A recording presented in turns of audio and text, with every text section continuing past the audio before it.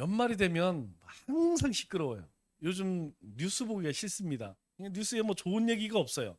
경제는 경제대로, 정치는 정치대로, 그리고 요새 또 노사 뭐 해서 민노총 해갖고 뭐 데모 엄청나게 하죠. 뉴스만 틀면 다들 하는 얘기가 뭐냐면 니 탓이다. 다 그래요. 뭐 정치도 그렇고 사회도 그렇고 경제도 그렇고 노사 문제도 그렇고 뭐 다른 얘기가 뭐냐면 다 니 탓이다. 내 탓이요 하는 사람은 한 명도 없습니다. 우리는 그랬으면 좋겠어요. 우리 남청주 교회는 연말 때에 서로 칭찬해 줬으면 좋겠습니다. 한 해 동안 참 수고했습니다. 참 애썼습니다. 그리고 위로하고 격려했으면 좋겠습니다. 다 네 탓입니다. 이런 거 하지 말고, 이건 세상 사람들이 열심히 하고 있으니까 우리는 이제 오늘이 벌써 7일이죠?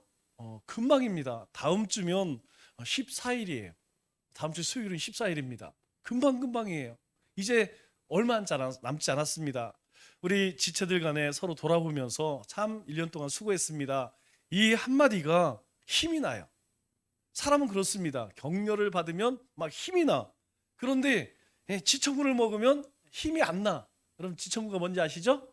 구박을 당하면, 책망을 받으면, 미움을 받으면 힘이 안 납니다. 그런데 별거 아니어도 수고했어, 잘했어, 애썼어, 이런 말을 들으면 잘 못해도 한번 해보고 싶은 그런 마음들이 생겨요. 우리 마태복음 5장 3절에 보면 산상수훈이죠. 가장 첫 번째, 제가 굉장히 좋아하는 말씀입니다. 새벽에 기도할 때도 이 팔복을 가지고 저는 꼭 기도를 합니다. 제가 복 있는 사람 되기 위해서는 마음이 심령이 가난한 사람이 되야죠. 그리고 애통하는 자가 되어야 되죠. 그래서 꼭 이 말씀을 붙들고 기도를 해요. 첫 번째가 심령이 가난한 자 복이 있나니 천국이 그들의 것이며, 이렇게 이야기하는데 참 궁금한 게 심령이 뭘까요? 심령. 우리 심령 얘기 많이 하죠. 우리 심령이 뭘까요? 제가 이 교회 용어 사전 이렇게 보니까 심령이란 말을 이렇게 정의를 합니다. 육체와 구별되는 마음의 주체, 영혼, 인간의 모든 정서적 작용이 일어나는 곳, 하나님을 인식하고 찬양하며 충성을 다짐하는 자리, 이렇게 이야기해요. 그러니까 우리가 지금 막 찬양했잖아요. 그러면 우리 입술로 찬양한 것 같지만 사실은 우리의 심령의 고백이라는 거예요. 우리가 하나님의 말씀을 듣고 이렇게 살아야겠다. 이게 어디에서 일어나는 역사냐? 우리의 심령, 하나님이 있는 자리, 그 자리에서 일어나는 일들이라는 것입니다. 그래서 우리 잠언 18장 14절 말씀을 보면 사람의 심령은 그의 병을 능히 이기려니와 심령이 상하면 그것을 누가 일으키겠느냐? 여러분, 다른 것은 문제가 안 돼요. 다른 것들은 큰 문제가 되지 않는데, 사람이 심령이 상하면, 우리의 이 심령이 있죠? 하나님 계신 그 자리가 상하면, 낙심하게 되면 하나님 계신 거? 이런 생각이 들게 되면 누가 일으키겠느냐? 못 일어선다는 거예요. 여러분, 한 대 맞고 뭐 좀 신음소리 듣고 이런 것들은 문제가 되지 않는다는 거예요. 뭐 약 바르고 빨간 약 바르면 나아요. 그러나 우리 심령이 상하면 그것을 누가 일으키겠느냐? 일어서기가 아주 어렵다는 것이죠. 주님은 우리가 가짜가 진짜가 되는 이 혼란한 시대에, 여러분, 정말 제가 세상 사람들하고 이야기하면 이야기할수록 그 사람들은 어떻게 그렇게 어제는 엊그저께는 그런 얘기를 하더라고요. 굿하는 사람들이 있죠. 보살들이 신통하다는 거예요. 그렇게 잘 맞춘다는 거. 그러면서 보살에게 가서 연말 연시에 내년 어떻게 될 것인가 점을 쳐야겠다고 이런 이야기를 하고 있더라고요. 한장하게 있더라고요. 1대1이면 잘 설명하겠지만 여러 사람이 있으니까 그것들은 다 귀신입니다. 그래서 뒤에 제가 뭐라고 했겠어요? 주여, 주여, 이 소리밖에 안 나오더라고. 여러분, 이 귀신들이 이게 과거는 기가 막히게 맞춰요. 그래서 사람들이 혹한다니까요. 거기에 한번 딱 꿰이면요, 이 귀신에게 한번 꿰이면 벗어나질 못해요. 그래서 이 점치러 가는 사람들은 그 점이 자신의 하늘을 시작하는 아주 기둥과 같은 말씀이에요. 여러분, 그게 속는 거 아니겠습니까? 근데 몰라요. 그런데 가짜가 진짜 같은 이 시대에 하나님은 뭘 원하실까요? 우리에게 무엇이 진짜이고 진리가 무엇인지 알기 원하신다는 거예요. 여러분 항상 기억하세요. 하나님은 우리가 가짜에게 속지 않기를 바라신다는 겁니다. 우리 인생은 하나님 거룩한 백성이에요. 오늘 제가 굉장히 좋아하는 문구를 우리 기도자가 넣었어요. 제가 정말 좋아하는 문구가 뭔지 아세요? 구원받은 하나님의 사람이란 말 되게 좋아합니다. 우리는 구원받은 사람입니다. 우리 남청주교회는 구원받은 사람들이 모여서 함께 찬송하고 기도하고 예배하는 곳입니다. 저는 항상 하나님 앞에 그렇게 고백해요. 우리는 구원받은 하나님의 사람이에요. 하나님의 은혜로 구원받은 사람들입니다. 그렇기 때문에 하나님은 우리가 삶의 가치를 깨닫고 그리고 삶의 방향을 잃지 않기를 바라요. 세상 것에 속아서 가짜에 속아서 막 방황하고 유리하고 그리고 어리석은 삶 살기를 원치 않는다는 것이죠. 그런데요, 이것을 아는 게 지혜라고 성경은 말합니다. 이걸 아는 것, 무엇이 진짜인 거고 무엇이 가짜인지, 무엇이 하나님이 기뻐하고 아닌지 아는 것, 이게 바로 지혜라는 거예요. 그런데 여러분 세상 사람들 보세요. 고집이 얼마나 세는지 여러분 아무리 이야기해도 자기 고집대로, 자기 생각대로, 자기 마음대로 살아간다니까요. 그래서 결국 망하는 것입니다. 우리가 전하는 것처럼 예수님 믿으면 구원 얻습니다. 이것만 받아들이면 되는데 받아들이느냐? 안 받아들여요. 우리가 신앙생활할 때도 참 조심해야 할 것이 무엇이냐면 이미 우리는 주님을 따르기로 작정한 사람들입니다. 구원받은 사람들이에요. 그러니까 우리가 해야 할 일이 뭐냐면 자기를 부인하고 자기 십자가 져야 됩니다. 자기 부인이 뭐예요? 내 고집, 하나님 나는 없습니다. 이제 주님이 말씀하시면 예하고 그냥 순종하며 따라가겠습니다. 이게 자기 부인 아니겠어요? 그런데 여전히 내 생각이 살아있고 내 의지가 살아있고 내 신념이 살아있으면 이거 굉장히 힘들어요. 왜냐하면 하나님의 말씀과 계속 부딪히기 때문이에요. 그래서 신앙생활이 고통스럽습니다. 우리 잠언 1장 7절 말씀을 보면 여호와를 경외하는 것이 지식의 근본이거늘 미련한 자는 지혜와 훈계를 멸시한다, 이렇게 이야기해요. 여러분 이 말씀의 의미가 뭡니까? 지혜와 훈계가 어디서 온다는 거예요? 하나님으로부터 온다는 거예요. 하나님으로부터 지혜가 온다는 것입니다. 하나님으로부터 훈계가 온다는 것이에요. 그러니까 여호와를 경외한다는 말은 하나님과의 바른 관계를 이야기하는 거예요. 하나님과 바른 관계가 되어 있지 않으면 여러분 우리는 어리석고 미련한 삶을 살아갈 수밖에 없어요. 그래서 미련한 사람들이 하는 얘기 뭡니까? 하나님 어디 있어? 제가 속 터지는 게 그거예요. 세상 사람들이 한 번만 내 인생이 뭔가, 세상은 어떻게 만들어졌는가, 이거 한 번만 생각하면 신에 대해서 한 번쯤 우리가 연구를 하든 생각해 볼 텐데 여러분 그런 생각 안 합니다. 다윗이 시편 14편 1절에 뭐라고 이야기해요? 어리석은 자는 그의 마음에 이르기를 하나님이 없다 하는도다. 어리석은 자는 그 마음에 하나님이 어디 있어? 세상이 뭐 그냥 만들어졌지 하나님이 만들었나? 그래서 그들은 부패하고 그 행실이 가증하니 선을 행하는 자가 없도. 선을 행하지 않으면 망하는 거죠 뭐. 참된 지혜는 어디부터 시작되느냐? 하나님을 인정하는 것부터 시작됩니다. 하나님을 인정하는 게 뭐예요? 대초에 하나님이 만드셨다, 나를 만드셨다, 지금도 내 생명의 주권자다, 그리고 우리는 하나님께 돌아간다. 여러분 이거 알아야 내 자신을 알아요. 여러분 내가 내 자신을 잘 아는 것 같지만 아는 사람 잘 없습니다. 그러나 우리는 너무나 잘 알아요. 왜? 우리는 하나님을 알기 때문에 내가 어떻게 만들어졌는지, 내가 어떤 존재인지. 여러분 우리 자신을 보면 뭐 보여요? 참 훌륭하구나, 위대하구나, 잘났구나. 여러분 이 생각 듭니까? 아니에요. 우리 자신을 들으면 참 별 볼 일 없구나, 참 죄가 많구나, 어리석고 미련하구나. 그럼에도 하나님이 자녀 삼아주셨구나, 감사합니다.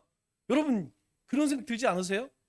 저는 날마다 내가 하나님의 자녀라는 걸 생각하면 그냥 두렵고 떨리기도 하고 한편으로 기쁘기도 하고 뭐 오만 가지 생각이 다 들어요.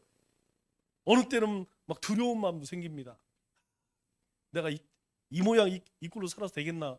막 이런 생각 들고 어떤 때는 막 한없이 자랑스러울 때도 있고. 솔로몬은 잠언 3장 5절에서 우리에게 이렇게 권면을 합니다.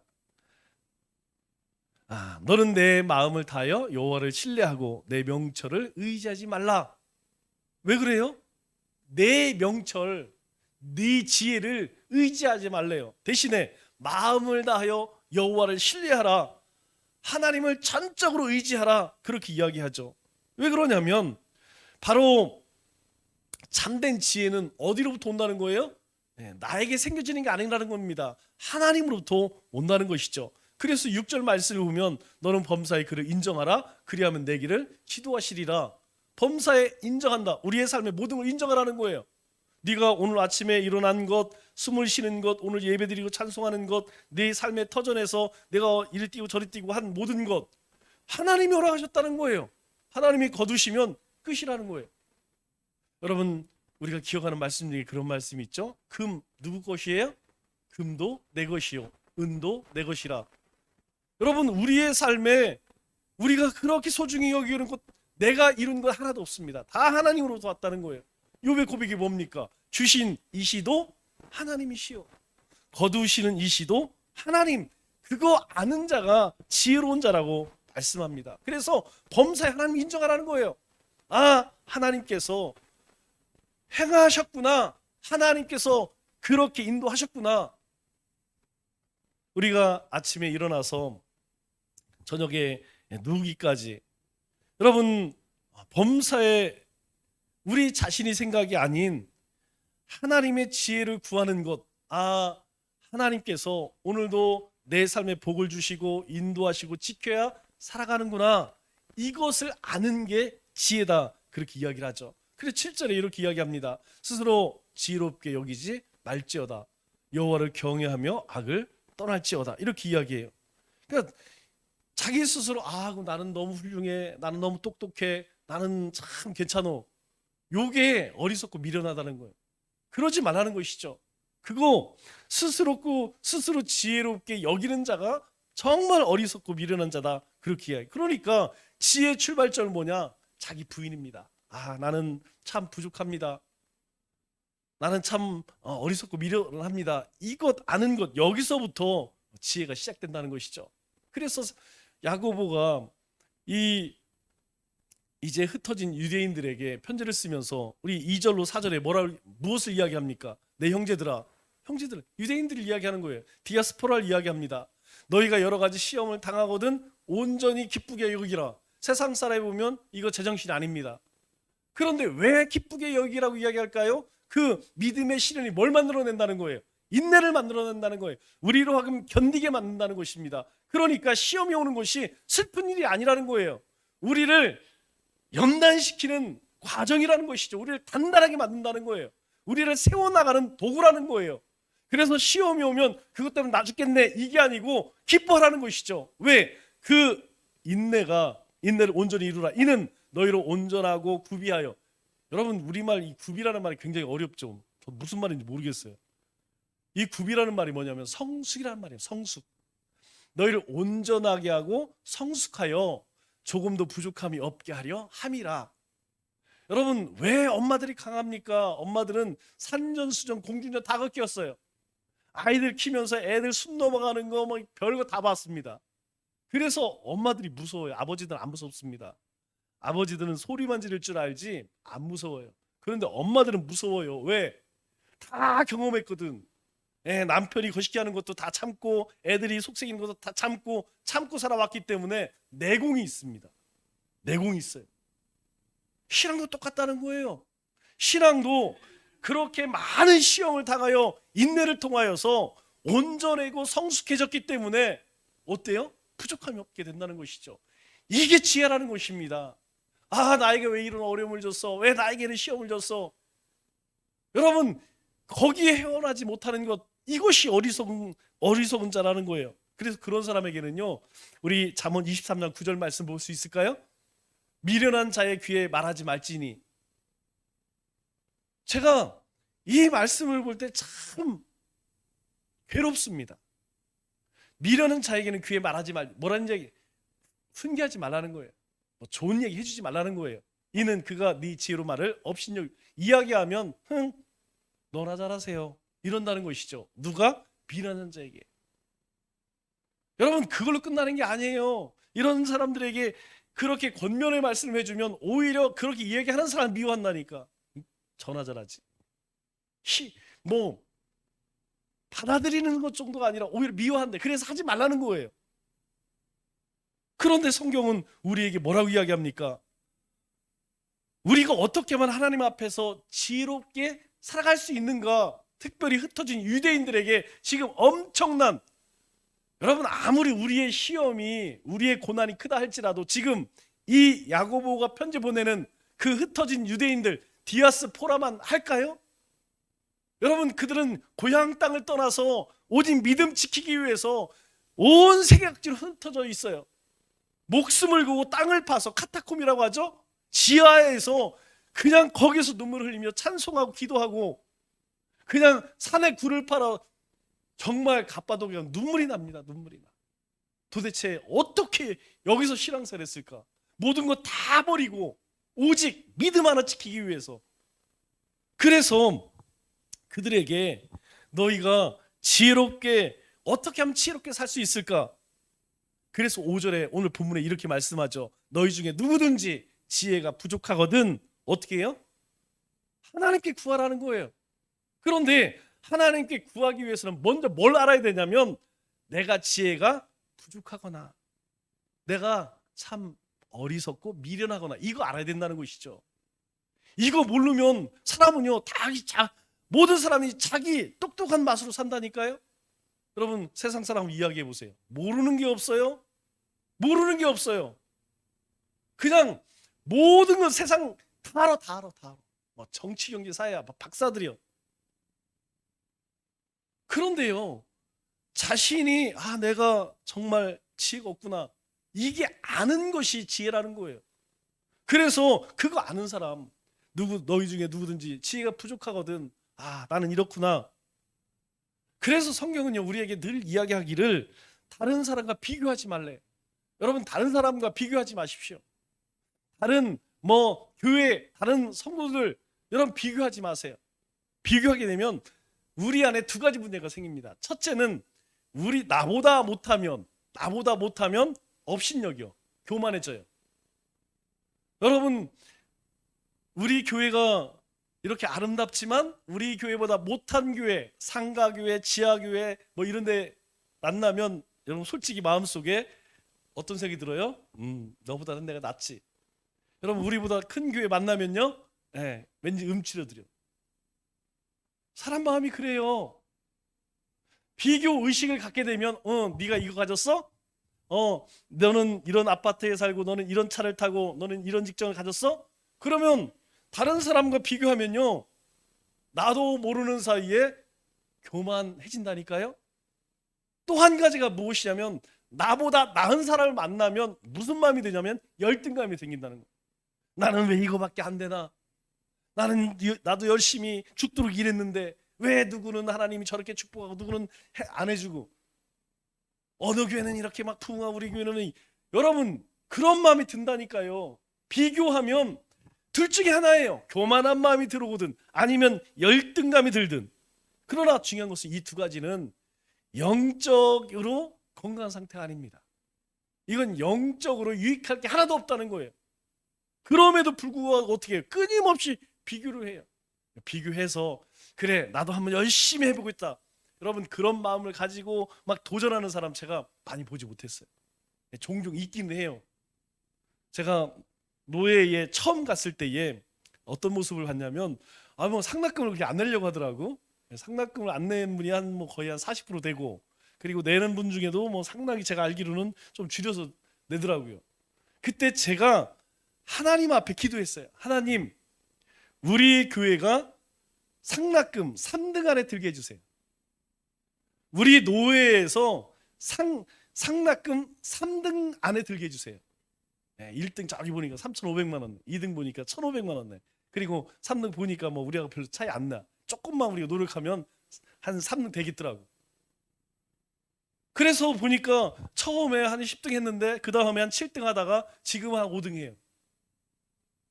뭐 우리는 똑같아. 그런데 다른 데가 지금 다 시원찮아지는 거예요. 다른 데가 많이. 그래서 뭐 우리는 똑같은데 그냥 저절로 올라가고 있어요. 여러분, 이 교만한 마음이나 열등감은, 비교 의식은 절대로 우리 신앙생활에 유익하지 않습니다. 오히려 그런 것이 있다면 도전하세요. 나도 한번 해보리라. 네가 1시간 기도해? 나는 2시간 하리라. 네가 예배 전에 30분 와? 그러면 나는 1시간 전에 오리라. 여러분, 이런 도전을 가져보세요. 여러분, 거기에 하나님, 그런 욕심은요, 하나님 역사하십니다. 우리 세상 교육이라는 게 그래요. 세상 교육은 생산성을 높이기 위한 교육입니다. 그래서 더 경쟁시키고 비교하고 성적을 먹이고 우열을 가려요. 여러분, 세상의 모든 교육이 그렇다니까요. 여러분, 직장에 가서 보세요. 뭐 회사에서 여러분들에게 뭐 이런 거 저런 거 가르쳐야죠. 왜 가르쳐 주겠습니까? 왜 훈련하겠어요? 왜 그래요? 열심히 더 일해 갖고 많이 생산해 내라는 것이죠. 그래서 우리는 일생 어때요? 다른 사람과 비교하며 살아요.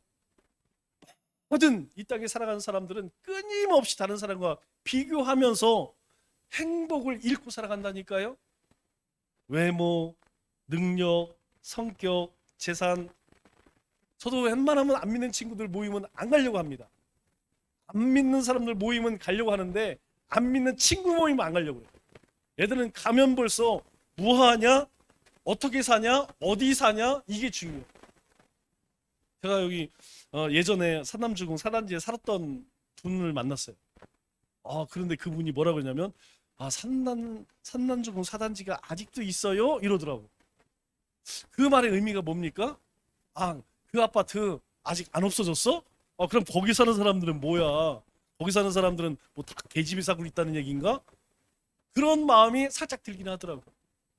그럼 사람들은 그래요. 자기가 조금 나오면 자기 자신의 부모, 배우자, 자녀들까지도 여러분 다 비교 대상으로 삼습니다. 그러나 우리는 하나님께서 우리에게 주신 것을 바라봐요. 사람이요, 만족할 만하면, 내가 무엇이든지 만족할 만하면 기뻐하고 감사합니다. 여러분, 아무리 없어도 그냥 나에게 있는 것, 그게 보여지면 기쁨이 있고 감사가 있어요. 그러나 만족할 만한 것이 보여지지 않으면 불평하고 원망하고, 금방 우울증은 뭐니까? 금방 우울증 와요. 그래서 야고보가 우리에게 권면한 것이 무엇입니까? 다른 사람들과 비교해서 누가 더 지혜롭거나 덜 지혜로운 것을 너희가 그거 하지 말라는 거예요. 왜냐하면 우리에게 야고보가 권면하는 것이 무엇이냐면, 하나님 앞에서 우리 모두는 뭘요? 지혜가 부족한 자라는 거예요. 그거 깨달으라는 거예요. 우리 모두는 어리석고 미련한 자라는 것입니다. 이걸 아는 것, 그것이 지혜라는 것이죠. 그런데 우리 스스로 지혜롭게 여긴다면, 나는 참 똑똑해, 이렇게 생각한다면 어때요? 계속해서 그 자리에서 머물 수밖에 없다는 거예요. 그 환경을, 그걸 바꿀 수가 없다는 것이에요. 내가 부족함을 느껴야지 하나님 앞에 나오고 하나님께 지혜를 구하게 된다는 것이죠. 우리 하나님과의 관계가 어떤 관계입니까? 여러분, 하나님과의 관계는 생명의 관계예요. 하나님과의 관계는 살아있는 관계입니다. 우리의 신앙은 죽은 신앙이 아니고, 우리는 죽은 하나님을 믿는 것이 아니고 살아계신 하나님을 믿고 있어요. 그 하나님이 우리 삶 가운데 살아계시다는 거예요. 우리 생명 가운데 가장 중요한 것이 무엇입니까? 흐름이에요. 아까 우리 사장 인도자가 그 얘기했죠. 이때 되면 가장 많이 오는 게 카크닥. 여러분, 이게 카크닥 오는 게 왜 오느냐? 한 가지예요. 피 안 돌면. 여러분, 혈액순환 제대로 되면 문제될 게 없습니다. 그런데 이 나이를 먹고 이 연루해지면 어떻습니까? 약해져요. 혈관 작게 약해지고, 그리고 관리 안 한 사람들은 어떻게 됩니까? 안 한 사람도 어떻게 돼? 그냥 거기 고지혈증이고 뭐 막히고, 그래서 날씨가 추워지면 그냥 가는 거예요. 쓰러지면 갑니다. 그래서 먹는 거 조심하고 열심히 운동하라는 거예요. 또 너무 열심히 하면 안 돼. 갑자기 혈압 올라 그냥 갑니다. 적당히 운동해야 돼요. 좀 젊은 사람들은 50대, 50대까지, 60대 여기까지는 그래도 운동해야 돼요. 그러나 60 이제 그 이후로는 너무 무리해서는 안 돼. 중요한 건 뭐냐면 우리 몸에 혈액만 제대로 잘 돌면 큰 문제가 없어요. 제가 어느 날부터 발에 이게 하얀 거 생기는 게 뭐죠? 그게 생기더라고요. 없었어요. 그런 거 안 생겼어요. 그런데 발 뒤꿈치에 각질이 생기기 시작하더라고요. 그래서 아니 이 각질이 왜 생길까 검색을 해봤죠. 원인이 뭔지 아세요? 혈액순환이 안 돼. 그래서 어린 아이들, 건강한 사람들이 혈액순환이 잘 되니까 각질이 안 생겨요. 그런데 이제 그 혈액순환이 잘 안 되니까 각질이 생기기 시작하는 거예요. 여러분 그것뿐만 아니라 사람의 기라고 하지, 기. 기가 차네, 뭐 기가 막히네 그러죠. 기가 막히면 돼요? 안 돼요? 안 된다는 거예요. 사람 몸에 있는 기가 원활하게 잘 흘려야지 건강합니다. 그러나 스트레스 받고 너무 과로하고, 여러분 그러면 이 기가 잘 흐르지를 못해. 이 피가 잘 흐르지 못해. 그래서 허준이 동의보감에서 이런 말을 합니다. 통즉 무통, 무통 즉통. 여기 보면 통자가 똑같은 거지만 틀리죠? 이 얘기는 뭐냐면 통하면 무통 아프지 않고, 통하지 아니하면 병이 온다, 이 얘기예요. 이 얘기 뭐냐면 흐르면 살고 안 흐르면 죽는다는 거예요. 우리가 하나님의 생명 그리고 하나님의 지혜를 받아서 우리 영혼 가운데 흐르면 하나님의 영이 우리 가운데 흐르고 말씀이 흐르고 하나님이 주시는 그 은혜가 우리 가운데 흐르면 우리는 산다는 거예요. 우리는 그런 존재입니다. 세상 사람들은 돈으로, 명예로, 출세로, 성공으로 그것으로 살아가지만 우리는요, 하나님의 생명이, 하나님의 은혜가, 말씀이, 하나님의 영이 우리 가운데 그렇게 흐를 때에 우리는 살아갈 수 있는 존재라는 것이죠. 여러분 그것이 어디서 옵니까? 하나님의 생명과 하나님의 지혜는 여러분 다른 것을 오는 게 아니라 말씀을 통해 우리 안에 들어오는 것입니다. 왜 우리가 열심히 하나님 말씀을 읽고 묵상하고 필사하고 합니까? 다른 것 아니에요. 하나님 말씀을 가까이 해야지 내 삶의 하나님과의 이 관계가 원활하게 잘 돈다는 것이죠. 그래서 우리에게 권면하는 게 뭡니까? 5절 말씀에 사람에게 후히 주시고 꾸짖지 아니하시는 하나님께. 여러분 사람이 달라고 하면 좋을 사람이 어디 있어요? 그저께 요 앞에 어떤 할머니가 사거리에 쪼그려 앉아 있는데 불쌍히 죽겠더라고. 처음으로 할머니인데 쪼그려 앉아서 그냥 돌아가시 죽은 줄 알았어. 근데 할머니 어디서 오셨어요? 그랬더니 밑도 끝도 없이 자기 아들이 하나 있는데 엄청 속색인데, 그래 자기가 그 보조금 60만 원을 받는데, 정부 보조금을. 근데 아들놈이 다 뺏어간대. 먹을 게 없대요.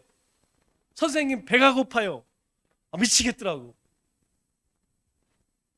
이 시대에 21세기에 여러분 우리 국민소득이 3만 3천 불이 넘는데요. 이미 유엔에서 대한민국은 선진국입니다. 선진국이래요. 그런데 밥을 못해. 할머니가 앉아 쭈그려 앉았는데 환장하겠다. 그런데 지갑에 딱 10,000원이 있더라. 할머니 이거 가져가서 아들 주지 말고 꼭 밥 드세요. 밥 드세요. 그런데 한 80 넘으신 것 같아요. 그런데 얼마나 그냥 땅에 그냥 머리가 그냥 코마. 그런데 교회는 다니세요? 또 그냥 받았으니까 먹은 사람이 물기죠? 제가 얘기 끝나기까지 못 가. 그게 너무 힘들어 보여서 간단하게 예수님 믿으셔야 됩니다. 이제는 이제 죽을 날 천국 가실 멀지 않았으니까 예수 믿으셔야 됩니다. 여러분 하나님이 우리에게 뭐라고 말씀하시냐면 모든 사람에게 후히 주시고 꾸짖지 아니하시는 하나님께 뭐 하라고요? 구하라는 거. 그러면 주시겠다는 것입니다. 하나님께서 누구든지 구하기만 하면 하나님이 주시겠다. 아무리 똑똑한 사람이라도 구하지 아니하면 여러분 얻을 수 없는 거예요. 아무리 미련한 사람이라도 하나님께 구하면 주신다는 거예요. 우리는 하나님 말씀 안에서 하나님이 주시는 지혜로만 살아갈 수 있는 존재입니다. 여러분 이걸 꼭 믿으셔야 돼요. 우리는 하나님의 말씀 안에서 하나님이 주시는 지혜로만 살아갈 수 있는 사람들이에요. 하나님은 너희가 지혜를 구하면 책망하시지 않는데요, 꾸짖지 않으신데 준다는 것입니다. 하나님은 우리에게 지혜를 주시기 위해서 항상 준비하고 대기하고 계시다는 거예요. 그래서 하나님께서 구하라, 그리하면 주시리라. 여러분 구한다는 것 그 자체가 믿음이 살아있다는 거예요. 하나님, 제가 하나님의 영광을 위해서 이게 필요합니다 라고 구하는 그 자체가 믿음이 살아있다는 거예요. 또한 하나님을 신뢰한다는 것입니다. 또 하나님을 의지한다는 고백 아니겠습니까? 그렇기 때문에 구하기를 주저하지 마세요. 여러분, 제가 10월이 되면 항상 뭐 하죠? 내년도 목회 계획하죠. 여러분, 하반기가 되면 항상 하나님 앞에 기도해요.